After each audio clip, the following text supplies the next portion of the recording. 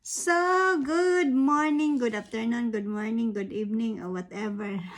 So guys, dahil December ngayon, magre-reveals tayo ng ating ipon pang December para sa mga pamangkin. Dahil December na po ngayon. So, pinag-ipunan ko po to guys from January up to December. Kasi bibilangin ko kung ilan ang nilalaman nito para sa Pasko ng mga pamangkin ko. Kasi medyo marami-rami sila guys. So, kailangan pag-ipunan. Hindi pwedeng biglaan. Kasi hindi kasya pag magbigla guys. So, iniipon ko to siya from January up to now. So, dahil December na ngayon, bubuksan na natin. Ito.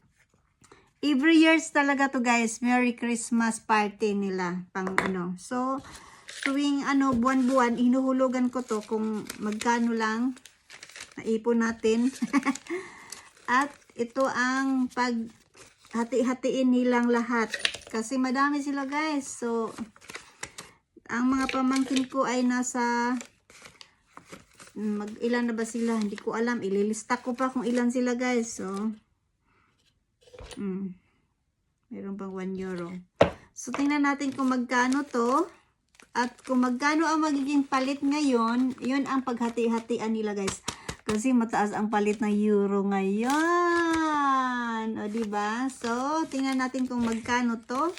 68 ang euro ngayon guys. So, bilangin natin. 1, 2, 3, 4, 5.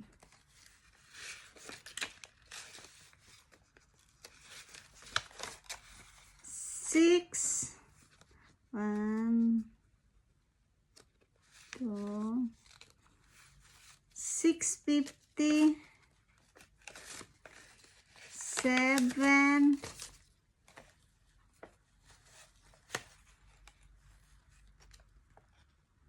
700, 20, 30, 40. Plus, mayroon pang 1 euro. So, by 741 guys. 741. So, maghati-hati yung mga pamangkin ko dito kung magkakano to. So, ipapadala natin dahil mataas ang euro ngayon. O, diba? That's it guys. So, ito, isang 12 months ko itong pinag-ipunan guys.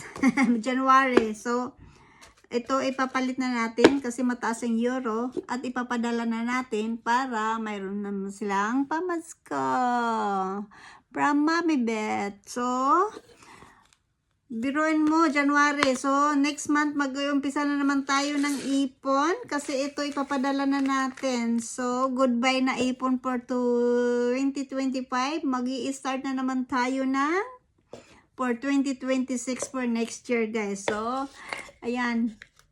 So, wala na ito. Iaano na natin to. Papadala na natin.